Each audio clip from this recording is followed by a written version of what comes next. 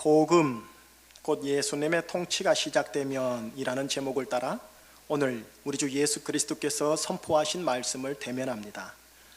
성령님의 조명하심 속에 이 말씀이 지식을 초월하여 심령의 생명의 씨앗으로 뿌려지게 하여 주옵시고, 하나님의 나라를 누리며 하나님 나라를 전파하는 복음의 사람으로 산부 예배 모든 성도님들을 계속 세워 주시옵소서. 예수 그리스도 이름으로 기도합니다. 아멘. 지난주일 마가복음 1장 1절을 선포하면서 함께 말씀을 나누었답니다. 하나님의 아들 예수 그리스도의 복음의 시작이라. 복음, 풀이하면 기쁜 소식, 굿뉴스. 무엇이 굿뉴스인데? 예수님이 통치하신다. 이것이 복음, 기쁜 소식이랍니다.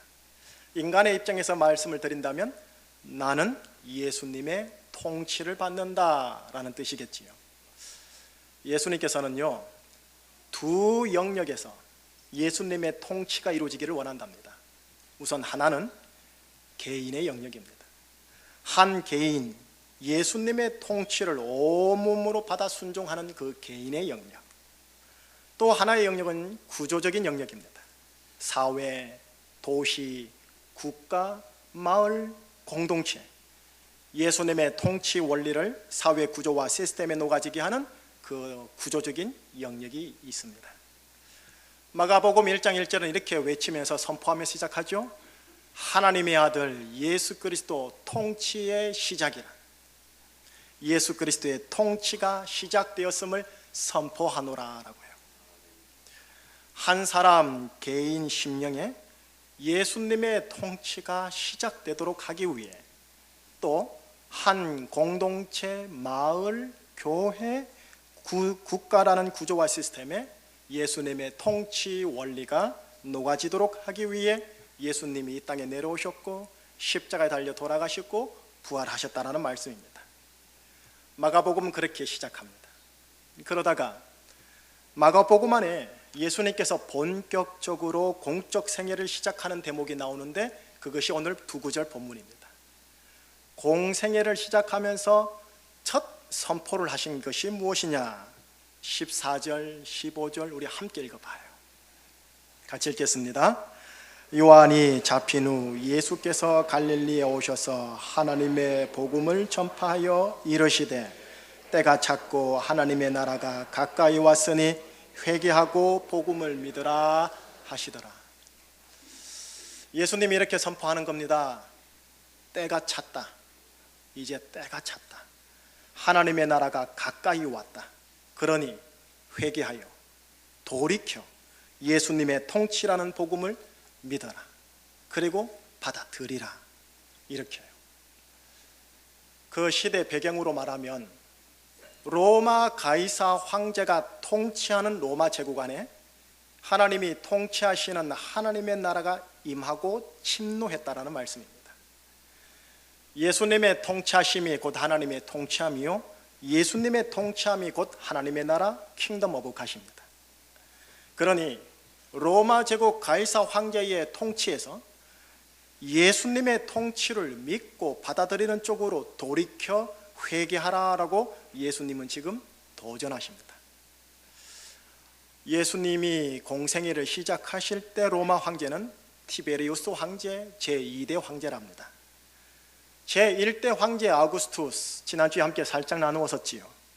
아우구스투스로 인하여 팍스 로마나, 로마의 사회 구조적 평화가 시작되었다면, 바로 이 두 번째 황제인 티베리우스 황제로 인하여 로마 제국의 기반이 공고해집니다.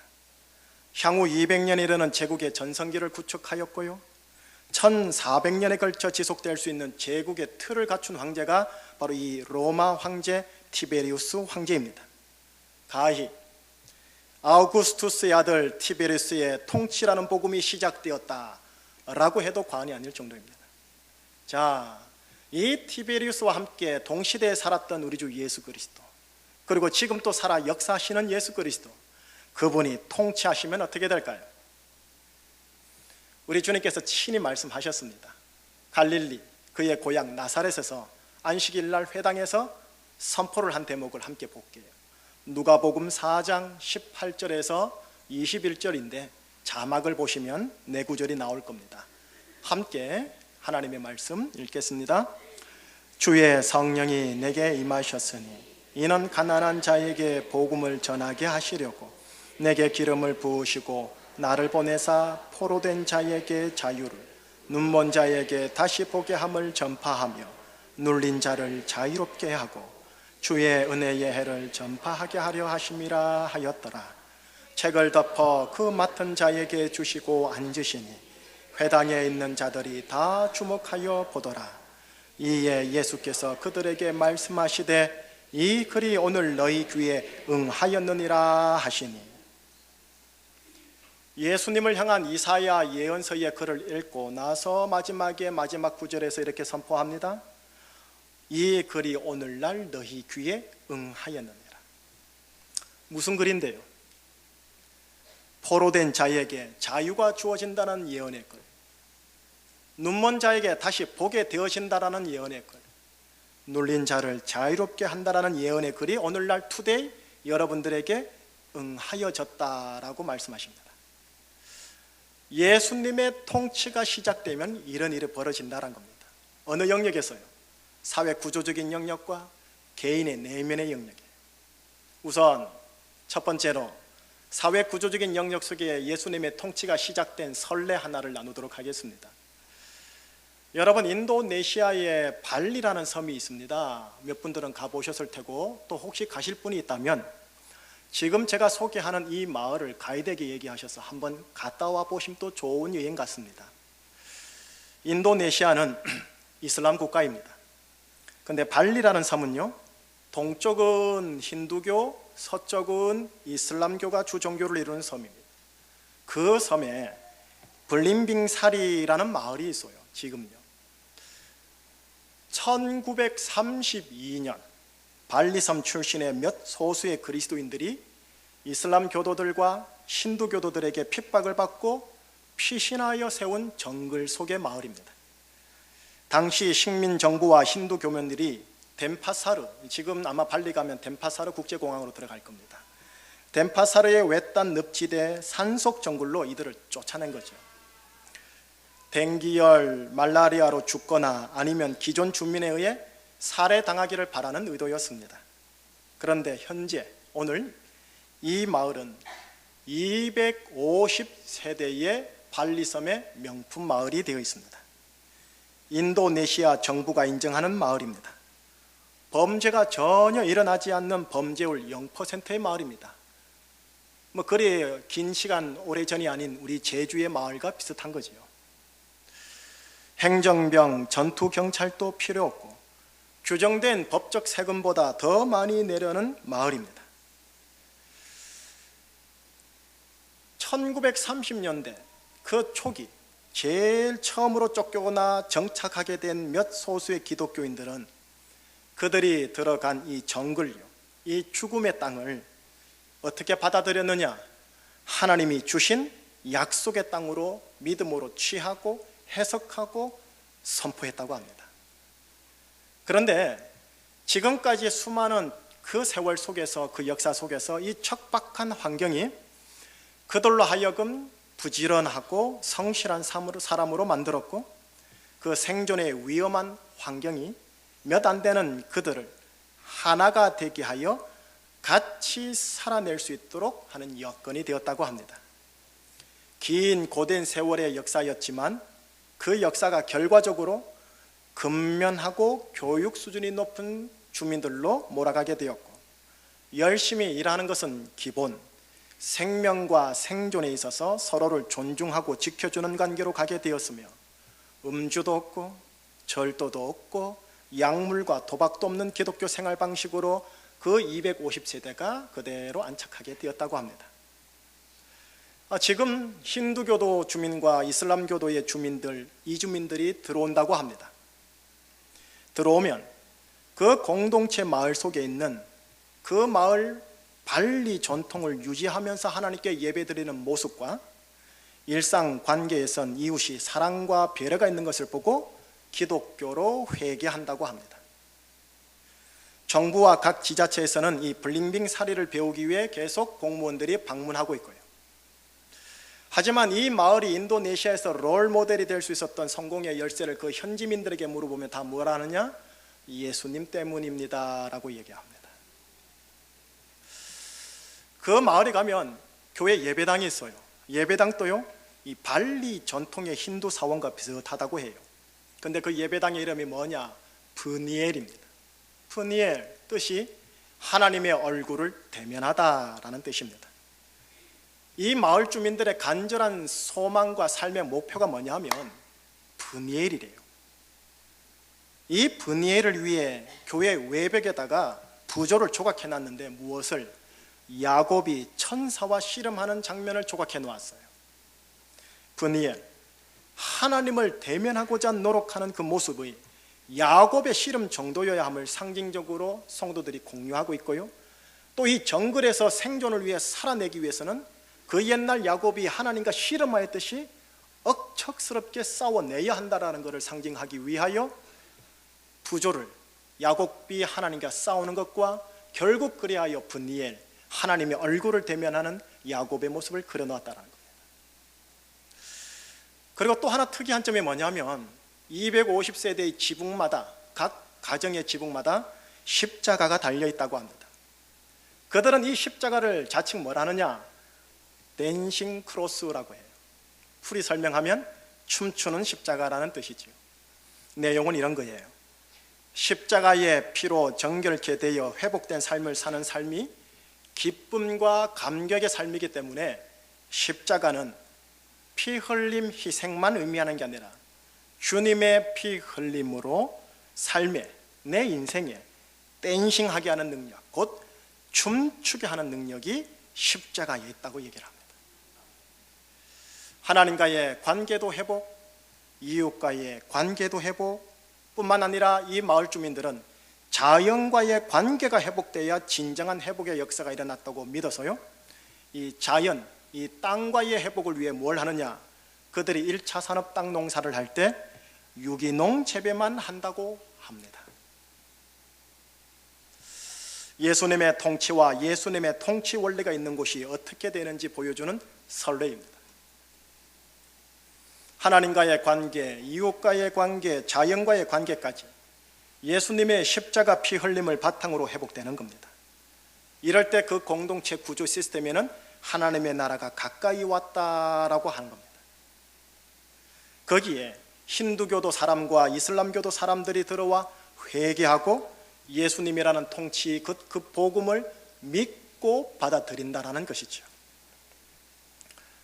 저 멀리 발리섬 블링빙사리 이들에게 임한 예수님의 통치, 곧 복음, 그 복음과 오늘날 제주라는 섬, 신제주 충신교회 우리에게 임하는 예수님의 통치, 곧 복음은 같은 복음입니다. 같은 복음의 무게와 같은 복음의 능력이라면 분명 비슷한 결과를 양산해내기가 쉽습니다. 이와 같이 한 사회 공동체 구조와 시스템에 예수 그리스도의 통치 원리가 녹아지도록 하기 위해서 어떻게 해야 되느냐? 하나의 병행 조건이 있습니다. 그것이 바로 한 사람 한 개인 심령에 예수 그리스도의 통치가 온전히 들어가고 그 사람은 예수 그리스도의 통치 가운데 순복하고 들어가야 한다는 겁니다. 설교 초반에 언급하기를 예수님은 예수님의 통치 원리가 두 영역 가운데 임하기를 원한다 했지요. 하나는 한 개인의 영역에, 하나는 한 구조적인 영역에. 이 구조적인 영역에 하나님의 통치가 임하여 하나님 나라가 가까우기 위해서는 한 개인 내면의 영역에도 하나님의 통치가 함께 병행되어야 한다는 겁니다. 개인 내면의 영역에 예수 그리스도의 통치가 임하지 아니하면 구조와 시스템과 공동체에 예수 그리스도의 통치가 이루어지는 것은 쉽지 않습니다. 여러분, 칼 마르크스 아세요? 공산주의 효시잖아요. 계급 투쟁을 통한 노동자 계급의 통치를 꿈꾸었던 칼 마르크스. 그의 유명한 책이죠. 자본론. 자본론을 집필하던 1859년 바로 그 해 동일 동시대의 한 인물, 유명한 찰스 스펄전이라는 목사님이 투쟁하는 두 마음이라는 유명한 설교를 합니다. 한 개인의 자아 안에 투쟁하는 두 마음을 하나님의 말씀으로 예리하게 꿰뚫어내는 설교입니다. 예수님을 왕으로 삼고 의의 사람이 된 사람들에게 일어나는 내면의 과정, 또 반드시 일어나서 통과를 해야만 하는 내면 과정, 이른바 성도의 내적 투쟁을 설교합니다. 3만 명의 영국 런던 시민 앞에서 마이크 없이 설교를 토합니다. 이 설교 앞에서 영국 시민들이 런던 템스강으로 달려가 죄를 씻고 싶은 마음이었다는 평을 얻는 설교입니다. 그 설교의 유명한 본문이 로마서 7장 19절에서 23절 본문이에요. 5구절 아마 자막으로 나올 건데요, 그 고백을 보시면서요, 그냥 성경에 기록된 고백이 아니라 내가 하는 고백이구나 하는 마음으로 같이 읽었으면 좋겠습니다. 시작. 내가 원하는 바 선은 행하지 아니하고 도리어 원하지 아니하는 바 악을 행하는도다. 만일 내가 원하지 아니하는 그것을 하면 이를 행하는 자가 내가 아니요 내 속에 거하는 죄니라. 그러므로 내가 한 법을 깨달았노니 곧 선을 행하기 원하는 나에게 악이 함께 있는 것이로다. 내 속사람으로는 하나님의 법을 즐거워하되 내 지체 속에서 한 다른 법이 내 마음의 법과 싸워 내 지체 속에 있는 죄의 법으로 나를 사로잡는 것을 보는도다. 선을 행하기 원하는 나에게 악이 공존하더라는 거예요. 내 속사람은 하나님의 법을 즐거워하는 것 같은데 내 또 다른 자아와 내 육신은 죄의 법으로 나를 끌고 가는 것을 보더라는 겁니다. 영국이 낳은 가장 위대한 복음 전도자요 설교의 황태자라는 소리 듣는 찰스 스펄전 목사는 이 설교를 시작하면서 이렇게 고백하며 설교를 시작합니다. 여러분, 이 경험은 저의 경험입니다. 여러분들은 믿지 못할지라도 목사인 제 안에 바로 이런 무시무시한 싸움이 있습니다. 제가 거룩해지려고 애를 썼기 때문에 이제까지 벌인 나의 싸움은 바로 이 로마서 7장의 싸움입니다 하고요. 나의 내면이 자아의 통치를 받는 존재가 될 것인가, 아니면 예수 그리스도의 통치를 받을 것인가 라는 질문입니다. 이 질문은 문학적인 하나를 선택하라는 그런 게 아닙니다. 의의 사람으로 거듭난 사람이 반드시 평생에 진하게 싸워야 할 내면의 길고도 긴 실제 투쟁입니다. 내 안에 내가 죽고 내 안에 정령 그리스도가 살게 할 것인가 하는 선택입니다. 내 자아를 강하게 할 것인가, 아님 예수 그리스도를 강하게 할 것인가 입니다. 이 로마서 7장을 향하여 어느 신학자는 이렇게 말합니다. 이 내면의 투쟁은 자본가 계급과 노동자 계급의 계급 투쟁보다 훨씬 더 진한 투쟁이다. 예수를 믿고 있으나 자기 내면 속 예수 그리스도의 통치를 의식하지 못하면 이 마음속의 내적 투쟁을 알 수 없답니다. 그러나 의의 사람들인 여러분들이 성령의 감동하심 속에 이 내면의 싸움으로 들어가게 되면 내 안에 이 죄의 능력이 얼마나 강한지, 내 자아와 자기 의의 능력이 얼마나 강하고 질긴지 뼈저리게 알게 됩니다. 그러면서 이 로마서 7장의 객관적인 말씀의 고백이 진짜 내 고백이구나 라는 것을 경험하게 됩니다. 그거 아세요? 스펄전 목사님의 이 설교의 시작으로요 1859년과 1860년도에 잉글랜드에 부흥이 일어나게 됩니다. 개인 내면에 예수 그리스도의 통치를 온전히 받아들임으로 말이지요. 어느 종교사회학자는 러시아의 공산혁명이 영구로 갈 수 없었던 게 바로 이 잉글랜드의 부흥 때문이다라고까지 얘기했습니다. 하나님의 아들 예수 그리스도의 통치가 시작되었다고 선포하고 있는데 이 통치를 받으시겠습니까? 이 통치에 절대 순복한다라는 결단을 따라 기꺼이 내 자아와 자기 의는 예수님과 함께 십자가에 달려 죽었다고 받아들이고 믿으시겠습니까? 여러분, 이를 회개하고 복음을 믿고 받아들인다라고 하는 겁니다. 내 자아를 향한 예수님의 통치라는 복음을 믿고 받아들이면 그때 하나님의 나라는 나의 내면에 때가 차서 가까이 옵니다. 자기를 부인함으로 예수 그리스도의 통치를 받는 의의 사람이 되지 아니하면 발리섬의 블링비 사리라는 마을 같은 가정, 교회, 순모임 공동체를 만들어내는 것은 불가능합니다. 왜 우리나라와 사회, 도시, 교회, 소그룹 공동체 안에 예수님의 통치라는 복음이 온전히 임하지 못할까요? 사회 구조적인 문제도 있겠지만 나의 내면 속에 무엇을 찾을 수 있을까요? 하나님 나라가 가까이 왔는데 나의 자아의 통치에서 예수님의 통치로 변화, 회개하고 예수님의 통치를 나의 내면에 믿고 받아들이시지 않으시겠습니까? 포로된 자에게 자유가 주어진다라는 예언의 글, 눈먼 자에게 다시 보게 된다라는 예언의 글, 눌린 자를 자유롭게 한다라는 이 예언의 글이 예수님의 통치가 시작되는 여러분들에게 오늘날 응할 수 있습니다. 선택과 결단은 우리의 몫이며 내 몫입니다. 결론을 지을게요. 예수님의 보혈 흘리심으로 그리고 이를 믿음으로 값없이 의의 사람으로 부름받은 여러분, 잘 들어주세요. 주님의 음성을 대언한다라는 믿음으로 선포해 드릴게요.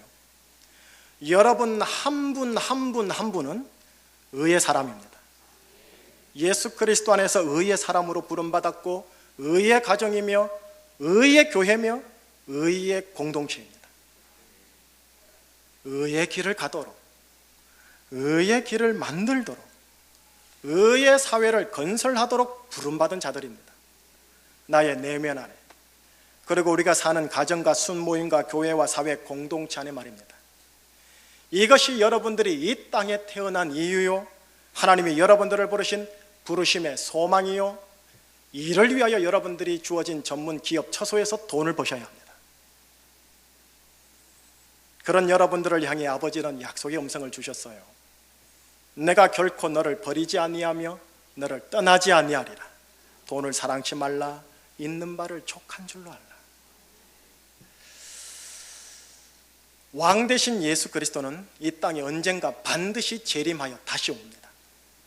그때는 모든 감춰졌던 것을 밝혀내사 심판하시고 불의함으로 파괴된 세상을 의로운 세상으로 회복하시고 불의함으로 억울하게 눌려있는 개인을 의로움으로 풀어주실 겁니다. 사람과 자연을 온전케 할 것입니다. 그 재림의 날이 오기까지 오늘 지금 현재 이 자리, 그리고 여기서 만나는 우리 모든 사람들은 하나님께서 나에게 붙여주신 시간이요, 공간이요, 사람이요, 자연입니다. 이들과 더불어 생존할 것이요, 이들과 더불어 화목함으로 교제할 것이요, 이들과 더불어 아름다운 교회와 아름다운 마을을 만들어 가라고 붙여주신 분들입니다. 지금 내 밟고 있는 이 제주의 땅, 내 가정, 내 충신교회라는 땅이 죽음의 땅, 정글이 아니라 하나님께서 나에게 주신 약속의 땅임을 믿음으로 취하여 근면한 노동과 쉼, 부지런함과 성실감, 땀과 댄싱, 곧 땀과 춤 있는 인생을 일구라고 주신 땅으로 받아들이셔야 합니다. 동시에요, 비록 내 마음 안에는 투쟁하는 두 마음이 있습니다. 성령의 충만을 받으면 좀 덜 하겠지만 여전히 죽을 때까지 투쟁하는 두 마음이 있을 겁니다. 분명히 통과해야 할 성장통임을 알고 내면에 예수 그리스도의 통치를 기꺼이 받아내는 절대 순복자가 되라고 주님은 지금 또 부지런히 또 부드럽게 그러나 단호하게 도전하십니다. 성령으로 충만하여 영을 따라 인도함을 받는 자가 되라고 도전하십니다. 내 중심성의 자아와 자기의가 나를 통치하는 게 아니라 예수 그리스도가 통치하는 내면의 삶. 이런 삶을 순간순간 선택하는 것이 회개하고 복음을 믿고 받아들이는 모습입니다. 그럴 때 그 개인 내면에 하나님의 나라가 때가 차서 가까이 옵니다. 하나님의 나라 천국이지요. 천국 같은 인생과 가정이시기를 주님 이름으로 축원합니다. 기도하겠습니다.